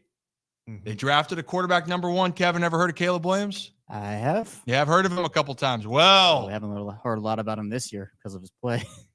And this is the talking point I'm going to right now. Dennis Allen was fired as the Saints head coach after an 18-25 run at the helm. Matt Eberflus of the Bears is 14-28. And look, there's a lot of different ways we could spin it. Why don't we just go to Mike Greenberg today on Get Up talking about the hamster wheel that is the Chicago Bears right now? But when you lose a game like that, again, I defer to all of you who have lived this and been a part of it, but it just stands to reason. Whenever you have a traumatic, let's use that term, event take place for your group can do one of two things. It can either come together like this, or it can go like this. Well, did you watch the game yesterday? Which one did they do? No. That is about the coaching and about the leadership. Absolutely, and I purposely took the Cardinals, and I knew it was going to happen. Yep. When I saw that they benched the kid, the corner, all right, they Tyreek benched him. Stevenson. All right, they benched him because he was being an idiot. They should have benched the coach. They should have benched the coach. You had timeouts and all that. Why don't you bench yourself? All right, the play before you said was you never needed it. Well, bull. All these things matter, and that's how that team played. They played flat. They played like they're sitting back going, man, we don't like our coach, all that. We know the coach got outmatched. He benched somebody else. He blamed a player. And you better start blaming yourself before anything. He better have taken the blame in front of his whole team. I don't think he did. And here's the bigger issue to me. All right, there's little picture, and that is that this season feels like it might spiral away from them. And then there's big picture. You have done it again. Because Matt Eberflus, there was no earthly reason to bring him back last year. You're starting over with a new young quarterback, a new young stud, just as you did once upon a time with Mitch Trubisky, and you kept a lame duck coach. And then you did with Justin Fields, and you kept a lame duck coach. And someone sitting on this set, in this seat, sat here and screamed, if you're starting over with Caleb Williams, start with a new coach. Give him a fresh slate. Let them grow and learn and be tied together at the hip. And instead, what's going to happen is that Caleb Williams will go into his second year with a new head coach and a new offensive coordinator, and he will be on that same exact hamster wheel. It is just going around and around in circles. That's the why are you making that face at me? That is clearly the direction it's going. So here's one part, because there's another video we want to play. This is the part, Kevin, we were talking about, looking at the rookie quarterbacks.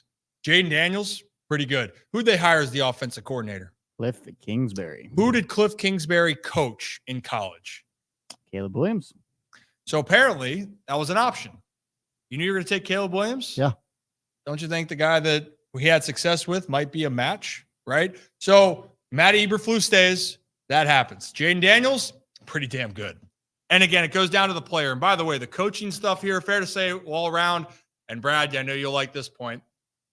Caleb Williams does deserve his own blame for his play. The coaches have to set you up, but Caleb is not playing well either at the same time. His best games are against bad teams. Yeah. The best games he's had this year are against two of the worst teams in the NFL, Yeah. Jaguars, the Panthers, right? That's not good. No. Let's go one more step further here when we're talking about coaching, where it does matter, right? And this isn't just about with the team. I want you to play the minute clip of Colin Cowherd now, Brad, of a ridiculous stat about the Chicago Bears of their record with Matt Eberflus on Sundays away from Chicago. Guy in the world, but Matt Eberflus, the Bears head coach, since he's been in Chicago as the head coach, on the road, if the game is played on Sunday, the Bears are 0-18. That doesn't feel promising to me. That doesn't sound good. Young defensive coach with a losing record that hadn't proven himself, who passed on Cliff Kingsbury, who coached Caleb Williams in college, wouldn't be able to elevate Caleb Williams. And you're seeing that. Right now, Caleb Williams has regressed so badly. His passer rating is worse than Drake May and the same as Daniel Jones. He's just got better mobility than both. This is what happens with bad teams. What do they do well? New Orleans Saints fired their coach today, Dennis Allen. What do they do well? And you're looking at Chicago, and that's my question. I'm not sure what the plan is and what they can lay their feet at. So the record is Matt Eberflus, correct me if I'm wrong, Kevin. Matt Eberflus is 0-18 on Sundays when the game is not in Chicago. That is crazy. Is that right, Zach? Right? I think. Yeah. 0-18. Not ideal. I'm just gonna say it. Yeah, when he started his contract, I think he probably wasn't thinking starting 0-18 in my first 18 Sunday road games. Yeah. Not ideal when you get hired. Yeah, and also then they have more talent on the offensive side. They have a more talented defense than they had last year with more experience, and yet they are a worse offensive team than they were last year. Yeah. And their defense now just got run over by a team that doesn't run the ball extremely well. And their third string running back ran for 50-some yards on one of the final plays of the first half. And, guys, the Hail Mary happened at the end of the game prior. Mm-hmm. I don't know. I heard Daniel Jones, Brad, being mixed in there in the mix for Caleb Williams. Yeah. Look, I hope the best for Daniel Jones. He did throw his first touchdown in New York in almost 2 years. 2 years, yeah. The Chiefs have won 2 Super Bowls between Daniel Jones throwing touchdowns in New York. Yeah. Just putting it in perspective. Oh, that's tough. But listen, I said this during the offseason when all this crap was going on. The worst thing that the Chicago Bears could have done was draft Caleb Williams and keep Eberflus. Yep. I said that was the worst possible outcome for them. Yep. You had 2 options. You stick with Justin Fields and you keep Eberflus. If you want to stick with them, you give them one more shot. You trade out of the first overall pick. You go get weapons for Justin and you go from there. Or you say, no, Caleb is the future. This is the guy we want. So you then go and get a head coach to start everything over. You start it with those 2. You marry them in the same season, and you go from there. Get an offensive guru. It never made sense to me to keep this defensive-minded coach as the head guy to try to develop Caleb Williams. And now we're sitting here because my biggest fear for Caleb Williams and the Bears is exactly what's going to happen. He is now going to go next year into his second year. He will have a new coach, which means in his second year, he is now starting over. He has to go back to relearn everything. New offense, new system, new type of team.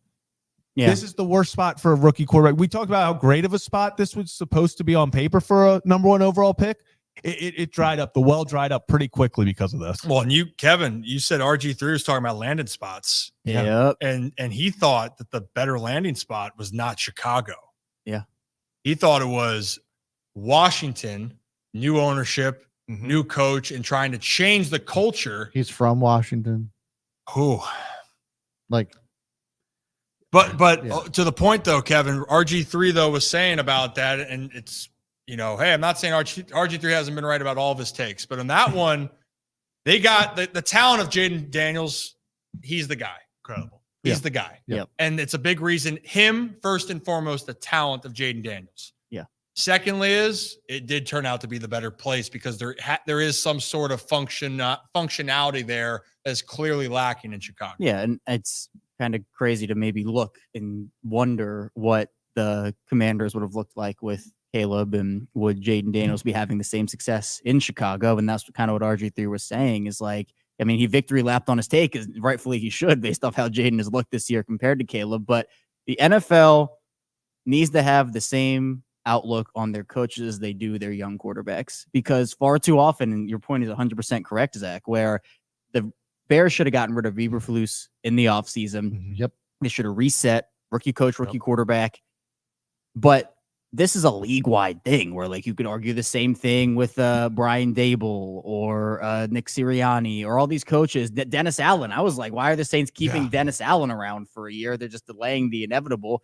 And I know it's not the same when you have a veteran quarterback as you do a rookie, but it seems like these teams will hold on to coaches for like this last gasp of breath. Makes no sense. To try, when with these younger quarterbacks, it's like, oh, well, you don't perform in 9 games for us. Good luck somewhere else. Like it's such a discrepancy between how these young quarterbacks treated and how these coaches are treated. They both play a role, but it seems like the coaches get a much longer leash, and then they just get fired at the weirdest times, a la Robert Saleh. Like, what was that, week 4, week 5? Like, it's crazy. I don't get it, but what I do understand is coaching does matter, right? And Joe, I was seeing a comment here, Joe S. It's a fine spot, but fine spot just sounds like a bunch of excuses. We're not saying that Caleb Williams has played well. He hasn't. But we just talked about Jared Goff. Do you guys remember who Jared Goff's coach was to start off his career? Gosh, that was what's his name out in L.A. from Jeff Fisher. Jeff Fisher. Yeah. Jared Goff played at 7 games, had 5 touchdown passes, 7 interceptions. Couldn't get anything going. They hired a new coach. And when we're saying where coaching can make a difference with somebody, it certainly did. Jared Goff had Sean McVay come in. Yeah. Changed everything for Jared Goff's outlook moving forward. So coaching does matter where you go, and having stability does matter where you go.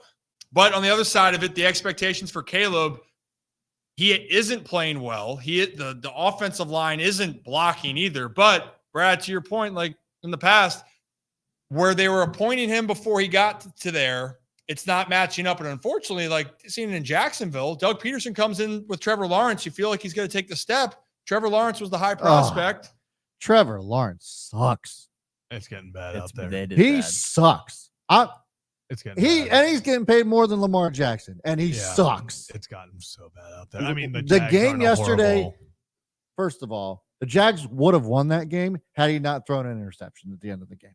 Well, and that as far as the great transition into the Eagles. Sucking. The Eagles. Look, Saquon Barkley's play yesterday wouldn't have carried the same weight had they lost to the Jags. How do you physically do that? What? Oh, the backwards leap? Yeah. Like, holy shit. Are you kidding my me? My favorite is the double take by the corner. He goes underneath and like looks back twice. Like there's no way he just did that. Yeah. Unbelievable. But like my point is just, Trevor Lawrence sucks. That was my point. Well, so valid point. But the thing in general, by the way, so I hope Chicago does figure it out. By the way, I want to see Caleb Williams do well. I just get frustrated when I see the Chicago Bears and I saw what they were able to do with a guy like DJ Moore last year with Justin Fields, and you saw the progression at the end of the season, and you felt like they were close. And Fields has his own weaknesses. Like he doesn't get the ball out quick, but he's a playmaker and he can throw a deep ball when he has time. Right. And it looked like they were building, but now they have DJ Moore, Roma Dunze, Keenan Allen, Cole Kmet, they got all the Swift. Players. They got a really talented group. Playmakers. And I think it's just seeing the progression for Caleb against better teams. That's the only thing. I think he can get there, but their situation doesn't make you feel good this year. No. Now, if you're going to talk about, you mentioned with Trevor Lawrence, it's funny. The Jags were in that game because of coaching on the Eagles' part. Yeah. Nick Sirianni went for it every single time for 2. And they also went for it on 4th down. If the Jaguars stopped a 3rd and 17, the 3rd and 22, where the Eagles scored on both plays, Jacksonville might have pulled off the upset. Yeah. So for there, it's been trouble, but they're not the only troubling part either, Brad. I mean, talk about sucks. What's the other team that has self-proclaimed by Dak Prescott? Did you guys catch that? Dak Prescott just actually saying on live. Can we play that clip real quickly? At least he's honest. Yeah. So Dak Prescott literally was caught saying on TV that the Cowboys fucking suck. You know, he's not wrong, and I love how it good cuts on to him CD. for being honest. We fucking suck. That's what it says. Yeah, we need a Fields impression of Dak. Oh, that's we true. do. Fields, Is there get to it. So I just want to start off with the Cowboys. I know we're not going to spend a ton of time on there, but I said at the beginning of the season that the Cowboys did not get any better. They got more expensive. They did. And they actually suck. There is nobody else that's talented. Micah Parsons, the only other talented player on the defensive side of the ball. Then you have CD and you got Dak and nobody else. Yeah. Nobody else. They don't. They can't run the football, even though Rico Dowdle has played well. Zeke apparently healthy scratch, not showing up to meetings was like the reports going out there. There's dysfunction that's happening within the Cowboys. And look, Jerry Jones has been a big advocate for the players, and there's a lot of great things that he's done. He's got to go. But as far as being the general manager, he's got to fire himself. He doesn't know what he's doing. There's a lot wrong. And again, who would have thought that the Washington Commanders have the best organization in the NFC East right now? Yeah, they really do. And it's on every single level with the Cowboys. It's not just the GM. It's not just the coaches. It's not just the players. It's everything. Well, so hold on. Show. I would say Mike McCarthy, and this is probably an unpopular opinion. Mike McCarthy is a great coach. I think his time with Dallas has to just end. It's for not. Both of it's them. not because of McCarthy though. It's because of the players that he has. He's got no talent. I don't care who's the coach of the Cowboys. They're not winning. I think the biggest shock to me for take out the offense, their defense has fallen off. And I know that they have some injuries, right? But when you looked at it going into, I think they're one of the last teams in takeaways this year. Yeah. Which is what they made their bread and butter on That's last been their year. bread and butter. Yeah. And they have good, like when you thought about it beforehand, like I know DeMarcus Lawrence is getting older, but Micah Parsons, I mean, Trayvon Diggs, Bland, like you have guys that can be playmakers in the secondary. Yes, they can get beat, but playmakers, right? Yeah. And they're not making plays. And I mean, Dan Orlovsky was calling him out on on certain plays. Sorry, I didn't mean to cut off your point. No, you're good. You're good. So I just saw that Joe S said that Mike McCarthy's not a great coach. Mike McCarthy turned that team around, and they were 12-4 the last 3 years. Yeah, that's the thing. It's but when you lose talent, what are you going to do? Like this is not an indictment on coaching, and it's an indictment on Jerry Jones for sure. And they just have no playmakers, not one. And now next year, it's going to be even worse. Oh yeah, they're done. $95 million of their cap goes to CeeDee Lamb and Dak. Yeah. Yep. $95 million. So who are they gonna add? It's gonna be worse next year. And I don't care who coaches the team. The Cowboys are just gonna suck. Yeah. And Ryan, I know you're just about to get to it, but it is insane the difference in this year versus last year for the defense. And Dan Orlovsky points out just the simple things that the Cowboys are doing wrong that make you go, how did an NFL team do that? So do we want to play that clip? Yeah. All right. Yeah. Yeah. Let's play that clip of what this is, just the kind of the microcosm of what's kind of been the Cowboys season so far that Dan Orlovsky broke down. Okay. NFL Live in the Cowboys. Or maybe. All right. Well, third and 4, first quarter. This should be like pretty game plan specific. You come out and empty as an offense. You should have a pretty good plan for this. Bijan goes in motion. It's 3rd and 4. No one's going with him. I see the safety clapping. I'm like, he's trying to communicate to somebody. How does nobody run with Bijan? Because it's 3rd and 4. And it's 1, 2, 3, 1, 2, 3. Is anybody responsible for him? And it takes me a little bit, and I go, wait, 1, 2, 3, 4, 5. 1, 2, 3, 4, 5. One of the first 3rd downs of the game. And you got 10 on the field? Yeah. If I go back and I go, okay. So that's just kind of the issue right there. It's just we're talking about with coaching and setting the tone and setting the discipline of what your team's going to be. It starts, that's when we're saying where coaching can set the structure. And that's why when we talk about when people do criticize when Baltimore loses or with Harbaugh, look at the track record of the Ravens and John and look at the track record of what the Packers have done for a while. Yeah. They've been in the race for a long time. The Cowboys right now, what's been their MO, Kevin, for the last, what has Dallas not been able to do their goal? Get to the NFC Championship game, get to a Super Bowl? In 30 years. It's been a long time. 30 years. They can't win and they were talking about they can't win playoff games. They got run out of the building in Dallas in the playoffs, and they've been run out of the building so far in all their home games, it feels like, so far this season. Yeah. So that's led to the point here with Dallas of, man, hey, look, like I said, I never would have thought that the Commanders were going to be the team leading in the NFC East. What is the one thing the Commanders did in the offseason the other 3 teams did not? A lot of things. Elaborate, Kevin. They fired their coach and got a new one. You've been an advocate. Who was the coach of the Commanders, and where was he last year? He was probably the best coach on the Cowboys. He was the reason for their defense. Coaching matters. Coaching does matter. Schemes matter. And for Dallas right now Dak's going to miss time, right? Yeah. And Cooper Rush is a solid backup. They got nothing to lose. But if I saw Jerry Jones saying they believe in their team, and that's what you got to say. You got to have belief. But I just don't see any way that this Cowboys team is going to have it. And then whatever the situation, I don't think McCarthy would come back. If they miss the playoffs, Mike's done. He's done. He should have been gone last year. He's done. He's done. Mike McCarthy didn't deserve to lose his job last year, is all I was trying to say. You don't go 12-4 and then get fired. And to be fair, Dan Quinn's defense last year is the reason why they got kicked out of the playoffs, not Mike McCarthy. Yeah, well, but also again, it starts with your head coach and what's happening. It does.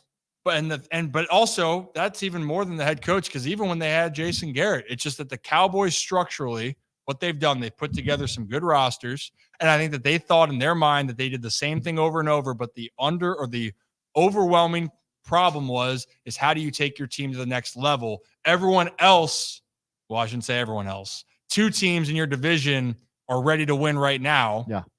One surprised you, one you knew with the Eagles, but I think you underestimated what needed to be done to take a step. And no longer now the Cowboys aren't a team that's just trying to compete in their division. They're not trying to compete in that conference is now as a secondary thought. So a lot going on there. Shirts and pants, to say the least, for Dallas, man. Random random addition to a conversation a few minutes ago. Looked up what Jeff Fisher is doing nowadays. Yeah. He's the commissioner of the Arena Football League. Hell yeah. Good for you. That was also one of the best Hard Knocks moments, or is mid-season Hard Knocks?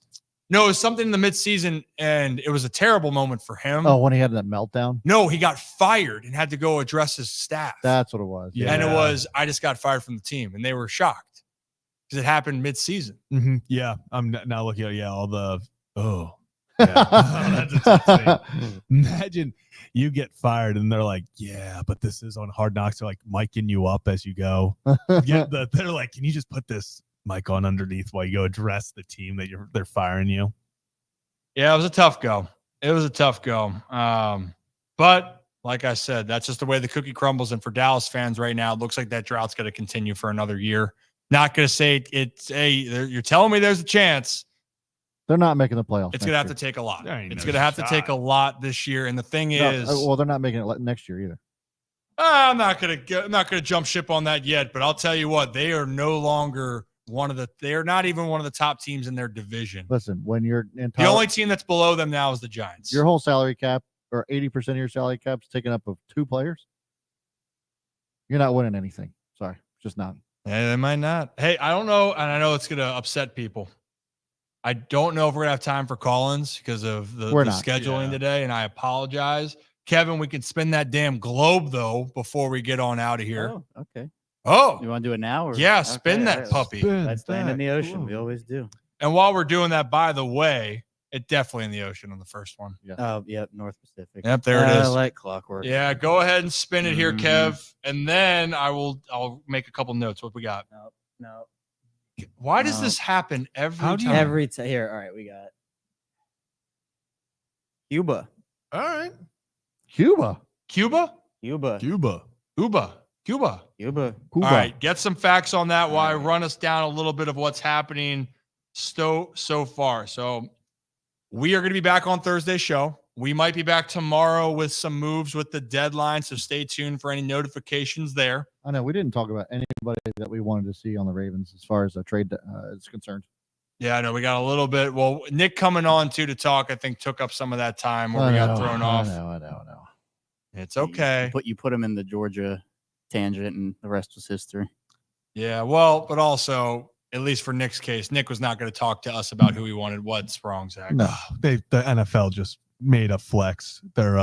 They took the Colts versus Jets out of Sunday Night Football. Thank God. Thank goodness. They put. I think Jabo said Bengals Chargers. Yeah, Bengals Chargers. I just saw. Hey, I'll take that. That's a good game. Exactly. I'm glad they did that. They also, I mean, if I'm being honest, it's also the week that Kansas City and Buffalo play. Probably would have done that one, but yeah, it's Ravens Steelers week. Yeah, it's also Ravens Steelers week. Thank God they had all those games. Primetime couldn't be Colts versus Jets. That just should not have been. Yeah. I'm fine with that one. But hey, other Kevin, we might be back for a pod tomorrow if we're talking about deadline stuff. So stay tuned for that. I think we're probably going to do something real quick. They make trades for sure. Just a Mm-hmm. real quick thing. Who do we want to see as a pass rusher in the most likely? Who's the most likely? Bring me back Jadeveon. I was going to say Jadeveon too. Him or Aziz. I was going to say Aziz as well. I think Calais. Zadarius would be incredible, but I don't think he gets traded in the division. Calais is going to be a Raven, whether it's at the trade deadline or the Dolphins retires as one. I think they either release him and the Ravens pick him up, or the Ravens just give him the conditional 7. Do they pick him up? I don't know if they pick him up. Calais, I think, especially the biggest thing is because of the injury to Pierce. Yeah, he's playing so well. Yeah, he's like top 5 in and the Calais Dolphins is still playing well. Oh yeah, he's playing. He's one of the well. best pass rushers in the league. Oh, he's crushing, and he's also a monster of a human being. Well, yeah, kicks again. And the fits well in Baltimore. You know he fits well there, so it would make sense. Kevin, you got another dark horse for this? Yeah, Ojulari, Zach mentioned. I heard Arden Key is a name that people have been linking to the Ravens in Tennessee. They were interested in him a couple years ago, so maybe him. But I think most realistic is Jadeveon Clowney. What I'm expecting is Calais Campbell. He's 38. Give me both. He's playing to that level. If the Panthers is crazy. If the Panthers are selling, yeah, I'm the same age as Calais. The only thing that would deter the Panthers from trading Jadeveon is that he wanted to go to Carolina to be closer to his family. Yeah, and he was very vocal about that. So if he does not care about winning, and he wants to be closer to his family, he's not getting traded. But maybe the Panthers trade him anyway. And Having said we that, don't care about that. You're going. We're getting a pick for you. Your feelings? Screw your feelings. They might. You know, Panthers organization is already being viewed as rock bottom. What else is one more little mishap for them? Yeah, and this is not going to happen. Jabbo, No. I know it's a crazy ass. Max Crosby is a phenomenal player. Yeah. I just don't see that happening. One name, if it wasn't going to be a pass rusher, I would be curious if you're going to do a fire sale.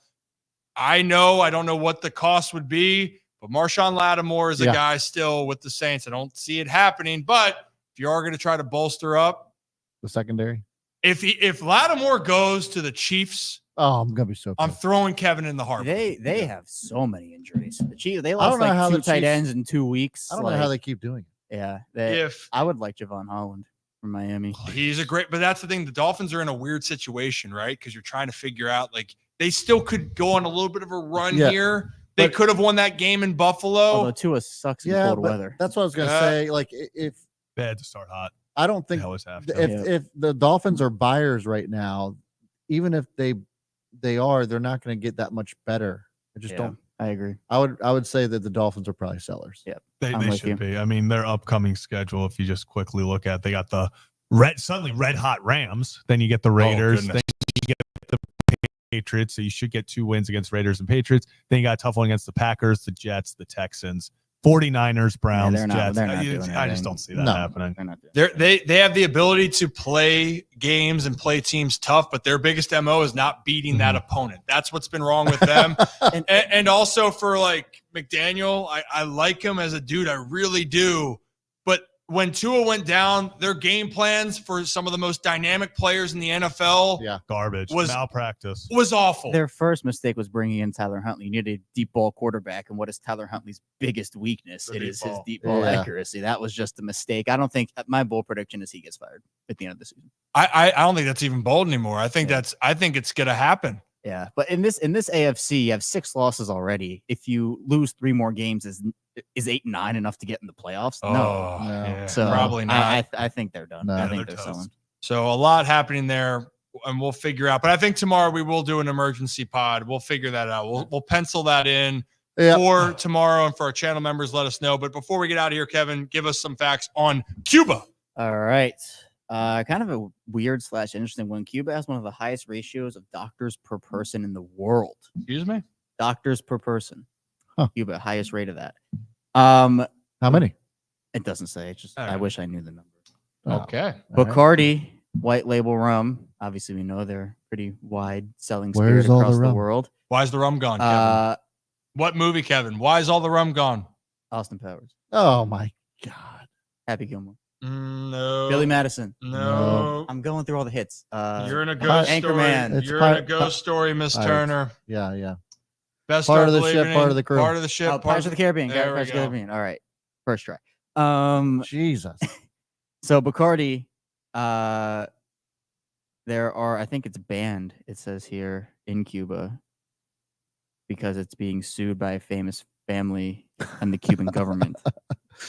So kind of You're kind of missing the mark on these facts here today, Yeah, Kevin. we were. The facts were so good for a minute. Yeah, and then- you said about one of the lowest crime rates in the world. still not great. Yeah. Still not great Largest stat. island in the Caribbean and 17th largest island in the world. Still not moving the needle for me. Yeah. There are just 2 countries in the world where Coca-Cola cannot be bought or sold. Cuba, and you want to guess the other one? Russia. No. Oh. That was interesting. Any other guesses? It's they have a south and a north. Dakota. Korea, North Korea. North Korea. That's interesting. Yep. Cuban cigars are known to be the finest in the world. I think we're on the same. Oh, they're overrated. Oh, I think you said that before. I did actually. say I think that, you yeah, said they're that before. Voting. If you're voting for long snapper Nick Moore, voting in Cuba is legally mandatory. So you have to vote for Nick Moore to the Pro Bowl in Cuba. You have to I vote found for the website Castro you're family. looking. Yeah, I'm actually found the one that you're looking for our Yeah, why don't you just ask ChatGPT? That would be the easiest thing. The Old Man in the Sea and From Whom the Bell Tolls were written by the famous writer Ernest Hemingway, who while he lived in Cuba. Cuba? Yeah, see, that's a good one. See, Kevin, I'm doing it for you. Cuba also operates with two different currencies, one for tourists and then one for locals. Man, I really fell off. You did. Part of the movie The Godfather was filmed in the Nacional de Cuba Hotel in Havana. Oh, there that's a we good one. go. There we back go, on Kevin. track. Back on track. All right, I think that's a good part to end on that end scene. Well, look, everyone, we appreciate you.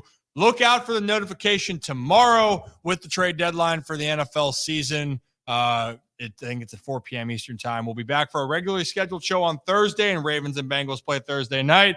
Brad, would you like to cue the music for me? Nope. I want to let everybody know because we told them we were going to let them know at the end of the show that we actually interviewed Chris Berman this morning. Oh, you gave it away. Wait, he said it was going to do that. We were going to give it away. You said that we were going to tell everybody at the end of the show that we interviewed Chris Berman, and it was awesome. So stay tuned, subscribe to the channel because that's coming out. Yeah, we'll put out something there. Whoop, whoop, whoop, whoop, whoop. Back. Should we play the music now? Play the music now? There we go. Where are my glasses? As always here on the Ryan Ripken Show, we appreciate you guys tuning in. We'll see you tomorrow for a special edition, and we'll be back on Thursday for a regular show. Have a day. Have a night. Enjoy the rest of your Monday evening here. Are you swimming? Cuba. Kevin.